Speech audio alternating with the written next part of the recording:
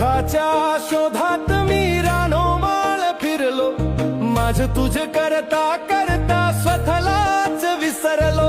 तुझ्या विना सुने सुने दाही दिशांच्या वाटा,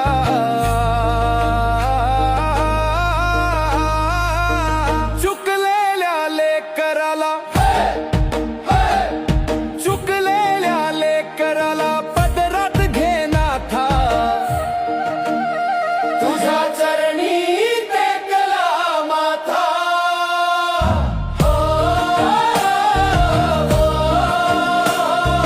तू चली ही आता माझ्या नशिबाची गाथा.